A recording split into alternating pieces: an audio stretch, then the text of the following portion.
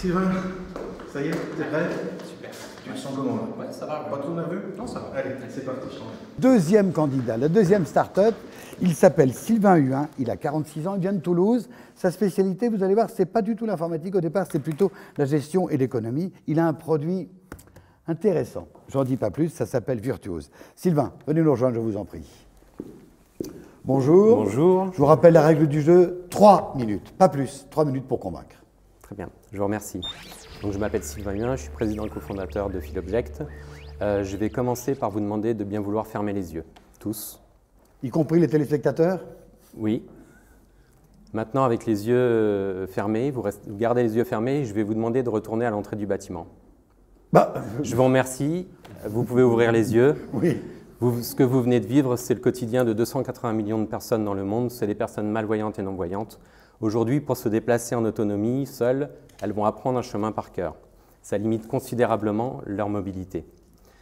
Pour pallier à ce problème-là et pour changer leur vie, donc de 1,7 million de personnes en France et 280 millions dans le monde, on a créé Virtuose. Donc Virtuose, c'est un plan qui est tactile, interactif, qui va permettre à une personne malvoyante ou non-voyante de se déplacer en autonomie dans un bâtiment. Un plan en relief, hein? Voilà. Donc en fait, le principe, c'est d'avoir un plan d'étage de bâtiment, par exemple, qui va être simplifié, sur lequel on va positionner des symboles qui vont correspondre à des repères dans le lieu. Grâce au toucher, la personne va pouvoir se créer une image mentale de l'environnement. Elle va vraiment comprendre son environnement. En appuyant sur les symboles, on va lui donner des informations sonores qui vont correspondre au lieu du symbole et qui vont correspondre aussi à des repères physiques qu'elle va pouvoir trouver sur place. Grâce à ça, elle va pouvoir déterminer quel chemin elle va prendre, retenir les différentes étapes, avoir les repères physiques et pouvoir se déplacer avec le chemin qu'elle veut comme elle a envie. Donc c'est un produit qui a été développé en collaboration avec un laboratoire de recherche spécialisé dans la déficience visuelle. Et à la base, nous, on a utilisé notre savoir-faire en impression 3D professionnelle pour pouvoir développer ce produit qu'on fait complètement à la demande, personnalisable. C'est un produit qui est simple d'utilisation. Aujourd'hui, ce produit, on le vend aux professionnels qui vont le mettre à disposition des utilisateurs à l'entrée d'un bâtiment, donc un établissement recevant du public, une entreprise.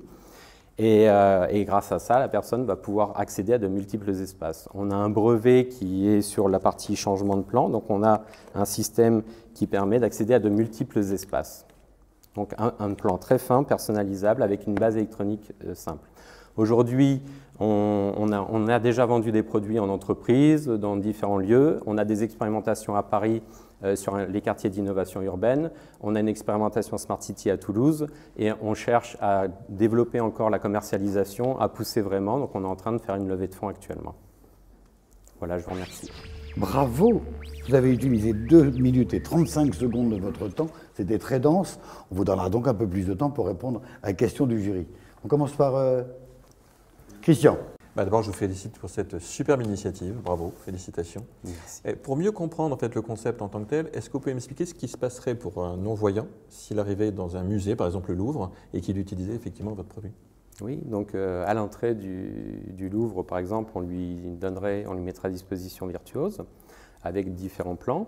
La personne donc, pourrait aller d'une salle à une autre, pourrait dans une salle avoir la position des différentes œuvres et ça pourrait être couplé à une description du lieu ou éventuellement, dans des musées plus petits qui n'ont pas les moyens, de pouvoir intégrer l'audiodescription à l'intérieur.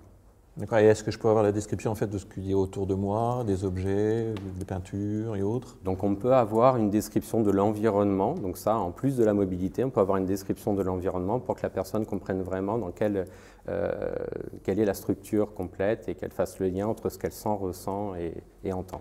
Question d'Éric Michou. Vos clients principaux sont les collectivités locales? Alors aujourd'hui, nos clients principaux sont plutôt les entreprises et le tourisme, notamment les hôtels et les musées. Donc ça, c'est ce qu'on cible sur l'année 2019. Mais on a tout ce qui va être collectivité locale, on va avoir tout ce qui est transport, établissement de santé, établissement d'éducation. Donc ça, voilà, c'est nos cibles actuellement et on travaille en parallèle sur toutes avec un axe tourisme et entreprise. Claude Taïeb. Oui, je rejoins un petit peu ce qu'a dit Christian. Effectivement, c'est un projet très intéressant.